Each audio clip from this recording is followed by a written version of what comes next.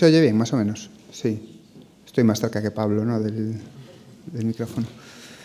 Ok. Bueno, gracias a Cluster por la organización del evento, a Oriol especialmente, que es el que está ahí siempre con nosotros, ahí pidiéndonos un poco movimiento, y nosotros a veces le damos un poquito la lata. Muchas gracias por la organización. Bueno, yo soy Miguel Ángel Santos, llevo la delegación de Galicia de la empresa francesa Engie y también la dirección jurídica desde hace poco, la dirección de servicios jurídicos. Bueno, una breve introducción de lo que es la empresa, nuestra empresa en España sobre todo, pero en general en lo que es Engie, ¿no?, para los que no conozcáis un poco de nosotros. Somos una empresa franco-belga, origen en múltiples fusiones por allá, bueno, sobre todo en Francia, pero bueno, también antiguo monopolio Bélgica. Tenemos una participación muy relevante del Estado francés, por ahora, porque hay noticias así últimamente que ponen esto en cuestión, dada la situación del país, de Francia. Bueno, en España ya somos 1.800 empleados aproximadamente, en el mundo pues 96.000, presentes en prácticamente todas las actividades del sector, dependiendo del país, pero prácticamente en todo. Y en Galicia tenemos varios contratos importantes con clientes, mantenimiento sobre todo. Y desde hace unos años, bueno, tenemos un parque eólico en Lugo en funcionamiento, y tenemos varios proyectos en tramitación paralizados, ¿no?, que ese es un poco el objeto de todo esto, y todos sabemos un poco más o menos en qué estamos, cada uno con sus problemáticas, pero bueno, básicamente sabemos de qué hablamos, ¿no? Básicamente estos proyectos eólicos son lo que nos traen un poco aquí, ¿no?, la paralización del sector. Y bueno, mi intención era sobre todo ver o explicar un poco cómo se ve en una empresa como la nuestra, ¿no?, que nos piden, digamos, reporte permanente desde París, desde Bélgica. Bueno, tenemos múltiples vías de reporte. Y bueno, básicamente lo que se pregunta habitualmente es el contexto general de la situación, el contexto global de la situación, que está más que explicado, y yo creo que no hace falta entrar mucho sobre eso. Pero bueno, cuando nos preguntan sobre el contexto general, lo que nos están preguntando en el fondo es sobre la seguridad jurídica, ¿no?, sobre la seguridad jurídica en España y específicamente en el norte de España y en la Comunidad Autónoma de Galicia, ¿no? Entonces, bueno, ahí tenemos siempre varios temas, varias cuestiones que nos cuesta explicar, ¿no?, o que les cuesta a ellos entender probablemente, ¿no? Entonces es, bueno, pues lo que hemos venido viviendo últimamente, ¿no? La sistemática aceptación de todos los argumentos que vienen de contrario, la utilización de todos los métodos posibles para dilatar procesos. Esto suena un poco así como fuerte, ¿no?, pero la realidad es que se usa todo para que los procesos se dilaten, ¿no?, en el tiempo. Bueno, como ejemplos, pues las prejudicialidades casacionales que se están viendo ahora, y el propio planteamiento en su día de la cuestión prejudicial ante el Tribunal Superior de Justicia de la Unión Europea. Sobre todo cuando son pronunciamientos sobre cosas que ya se han pronunciado otras altas instancias, ¿no?, otros tribunales.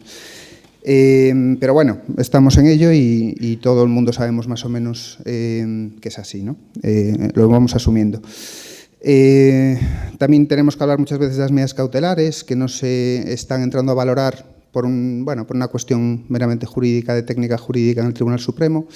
Esperemos que en el fondo sí que cuando llegue el fondo pues la senda sea positiva, como hasta ahora. Y como lado positivo, pues estamos viendo que en el momento que los tribunales, las altas instancias, se pueden pronunciar, pues están pronunciándose a favor, digamos, del sector, por decirlo así. En realidad, a favor de la tramitación administrativa y, por tanto, pues de la continuidad de los proyectos. Específicamente, bueno, tenemos pronunciamientos ya sobre el primer argumento que llevaba a la paralización generalizada de los parques, de los proyectos. El famoso tema de los informes sectoriales y la necesidad de que se hayan tramitado antes de la fase de audiencia pública, que ya hubo un pronunciamiento del Tribunal Supremo, que fue el origen de la cuestión prejudicial que nos lleva a la sentencia de Luxemburgo que conocimos el 1 de agosto. También se pronunció el Tribunal Supremo sobre la fragmentación artificial de los parques, estableciendo unos criterios, y también positivo en el sentido de que deja la vía abierta, digamos, a ir caso por caso y no a la paralización sistemática, ¿no? Que al final es lo que creemos que no tiene ningún sentido. Sobre la sentencia de agosto del Tribunal Superior de Justicia de la Unión Europea, creemos que es una sentencia bastante clara para lo que es habitual precisamente en el Tribunal de Luxemburgo, que no siempre lo deja tan claro. De hecho, básicamente la sentencia, el casi literal es que la Directiva 2011/92 ha de interpretarse en el sentido de que no se opone a una normativa de un Estado miembro según la cual, en el marco de un procedimiento de evaluación de impacto ambiental de un proyecto sujeto a dicha directiva, las autoridades que puedan estar interesadas sean consultadas al mismo tiempo que el público interesado, sin que este último tenga derecho a formular posteriormente ante la autoridad competente para autorizar el proyecto sus observaciones y opiniones sobre los dictámenes emitidos por las autoridades consultadas. Entonces, bueno, las preguntas sobre esta sentencia, ¿no? O sea, el otro día estaba, cuando llegué a Lugo, en este caso, estaba en Lugo y empecé a ojear un poco la prensa y se hablaba básicamente de la ejecución, se pedía la ejecución, digamos, de esta sentencia, ¿no? La ejecución inmediata. Esta sentencia, evidentemente, es vinculante, pero, claro, jurídicamente, digamos, tiene varios temas, ¿no? que yo creo que todo el mundo es consciente, pero bueno, que hay que aclarar. Entonces, a efectos de lo que a todos nos interesa, que es la continuidad de los proyectos, esta sentencia no se ha pronunciado sobre todos los argumentos que había encima de la mesa, ¿no? Lógicamente, porque la cuestión prejudicial se planteaba sobre lo que se planteaba. Entonces,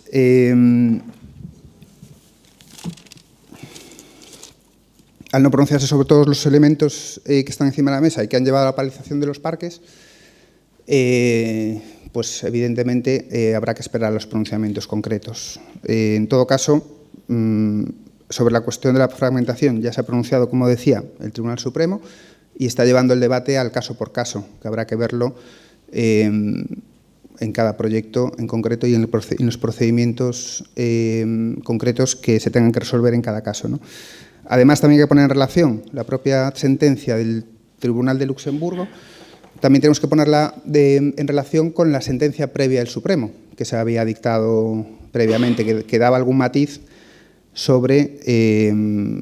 era un tenor evidentemente positivo para el sector, pero había algún matiz sobre, básicamente, que si algún interesado se pudiera alegar o justificar que podría ser necesario un segundo trámite de información pública, a la vista del resultado de los informes editoriales, pues tendría que poder tramitarse esa segunda vía de audiencia pública. Y después las cuestiones particulares y variadas, casi siempre relacionadas con la viabilidad ambiental de los proyectos, ¿no? Entonces, todo eso lo que nos lleva es a un escenario que nosotros creemos que es la normalidad que nunca debería haber sido alterada. Es decir, que tendremos que, cada operador tendrá que ver sus proyectos de manera individualizada y con las tachas de legalidad que puedan tener, como en cualquier situación y como en cualquier proyecto.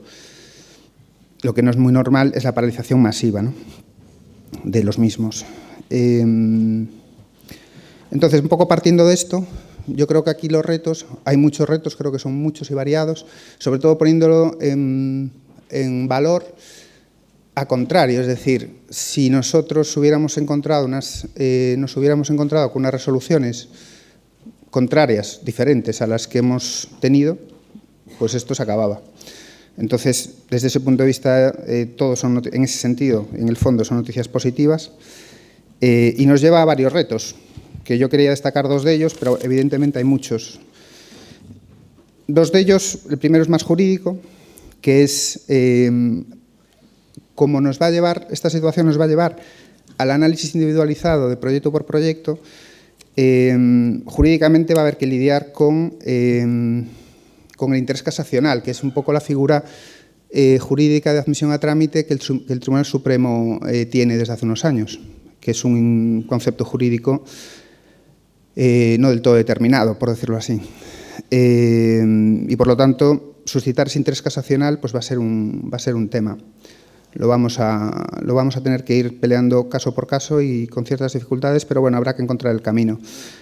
Y el segundo reto yo creo que es un reto administrativo, es decir, adaptar la regulación a lo que ha pasado. Una situación anómala en la cual unos proyectos se presentan en un año X y se pueden llegar a ejecutar en un año X más 3, más 4, más 5, y por lo tanto la Administración ahí tiene un reto, yo creo, de agilidad y de adaptarse un poco a la situación generada, que no es del todo fácil, pero bueno, ese es el segundo reto que yo destaco. Bueno, de temas regulatorios creo que nos va a hablar un poco ahora Cristina, con lo cual, por mi parte, ha sido todo. Muchas gracias.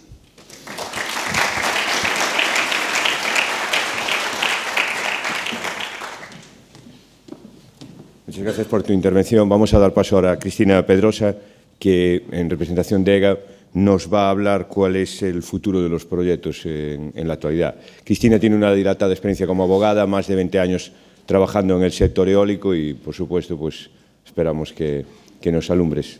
Por favor.